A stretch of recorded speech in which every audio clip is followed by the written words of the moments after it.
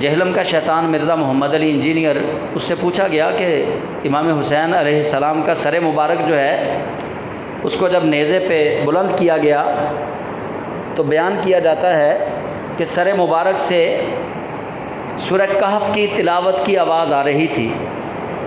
تو وہ جہلم کا دجال کہتا ہے کہ یہ من گھڑت کہانی ہے، یہ جھوٹ ہے،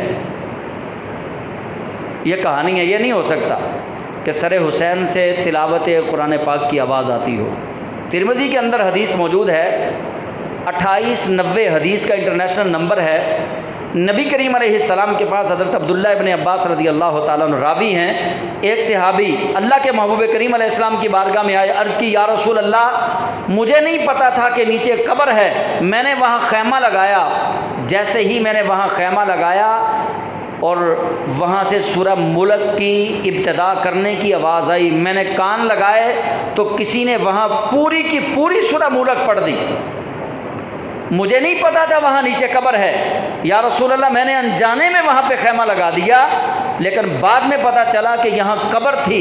نبی پاک صلی اللہ علیہ وسلم نے فرمایا ہی المانعہ، یہ نجات دینے والی صورت ہے، جو اس صورت کو اپنے ورد میں رکھتا ہے قبر میں جانے کے بعد یہ صورت جو ہے 30 آیتیں سورہ ملک، تبارک الذی بیدہ الملک وہو علی کل شیء قدیر، یہ صورت قبر میں جانے کے بعد اس کو عذاب سے نجات دلاتی ہے۔ ترمذی کے اندر یہ حدیث موجود ہے۔ مجھے یہ بتائیے، حضور کا ایک عام صحابی جس کو خون رسول کی نسبت نہیں میسر، وہ نبی علیہ السلام کا خون نہیں ہے، عام صحابی ہے، سورہ ملک سے محبت کرتا تھا، سورہ ملک کو رات سونے سے پہلے وہ پڑھتا تھا، اور اس کی قبر سے سورہ ملک کے پڑھنے کی آوازیں صحابہ سنیں اور پھر وہ روایت کریں، کثیر تعداد میں صحابہ اس بات کو مانیں کہ جو شخص سورہ ملک کی تلاوت کر کے سوتا ہے اللہ کریم اس کو قبر کے عذاب سے نجات بھی دے گا، اور اللہ اس کو یہ توفیق بھی دے گا کہ وہ قبر میں بھی تلاوت کرے گا۔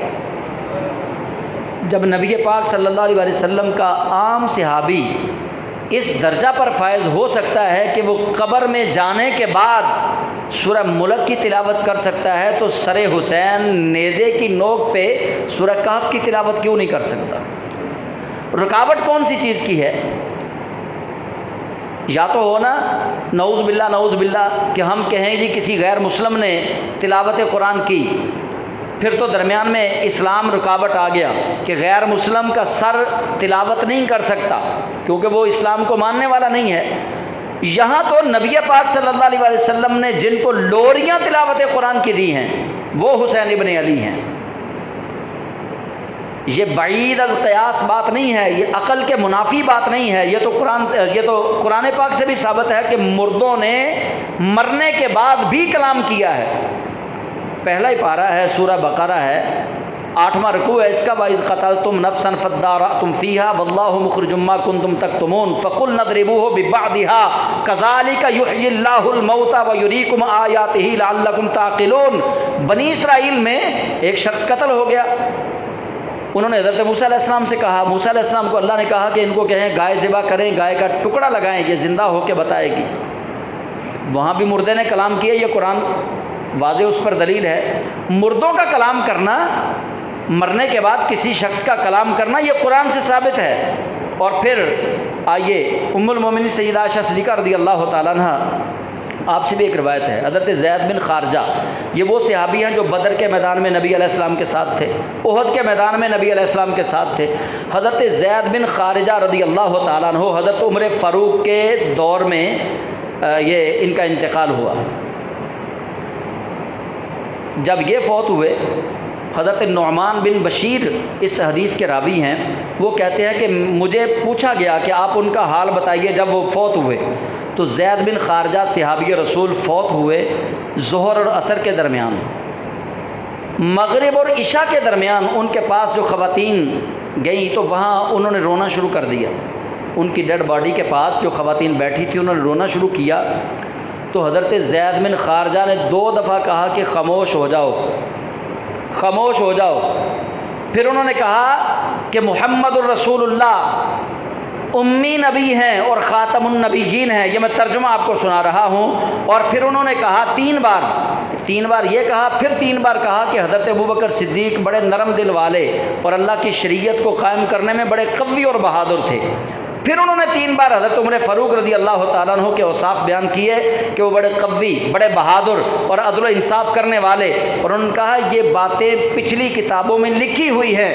حضرت زید بن خارجہ ان لوگوں سے باتیں کر رہے ہیں فوت ہونے کے بعد، کفن کے نیچے سے یہ آواز آ رہی ہے. اور اس حدیث کی روایت کے اندر کوئی راوی ضعیف نہیں ہے، سارے راوی ثقہ.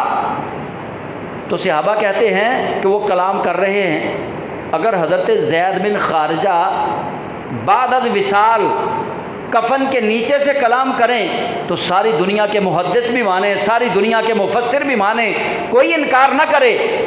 تو حضرت امام حسین علیہ السلام کا سر مبارک اگر سورہ کہف کی تلاوت کرے دمشق کے بازاروں میں تو یہ لوگ کہیں جی یہ کہانی ہے. یہ کہانی نہیں ہے، یہ نبی پاک صلی اللہ علیہ وسلم کا وہ فیضان ہے کہ جو قیامت تک بولتا رہے گا. کہ سید عالم صلی اللہ علیہ وسلم کی لخت جگر سیدہ کونین سلام اللہ تعالیٰ علیہا، آپ آٹا گوندتی تھی، چکی چلاتی تھی تو قرآن کی تلاوت، آٹا گوندتی تھی تو قرآن کی تلاوت، روٹی پکاتی تھی تو قرآن کی تلاوت، سالن بناتی تھی تو قرآن کی تلاوت، بچوں کو دودھ پلاتی تھی تو قرآن کی تلاوت، اور بچوں کو جھولا جھولاتی تھی تو قرآن کی تلاوت. یہ اس قرآن کی تلاوت کا اثر ہے کہ سر حسین نیزے پہ بھی اللہ کا قرآن پڑھ رہا تھا. تو اہل بیت اطہار سے محبت حضور کی امت پر واجب ہے، ان کے بغیر ہمارا چارہ نہیں. یہ بات یاد رکھیے گا. لاکھ ماتھے پہ محراب بن جائیں، سجدوں کے نشان آپ لاکھ بنا لیں، آپ اپنے منہ کو داڑھی سے سجا لیں، پگڑی سے سجا لیں، لیکن جب تک اہل بیت نبی کی محبت آپ کے دل میں پیوست نہیں ہو جاتی تب تک آپ کامل ایمان والے نہیں ہو سکتے. اللہ تعالیٰ اہل بیت اطہار سے ہم سب کو والہانہ محبت کی توفیق عطا فرمائے. اللہ ہماری نسلوں کو نبی اور اہل بیت نبی کا عاشق بنائے، انہیں ہمیشہ نبی پاک صلی اللہ علیہ وسلم کی غلامی، حضور کی اہل بیت کی غلامی نصیب فرمائے. آمین. وآخر دعوانا ان الحمد للہ رب العالمین.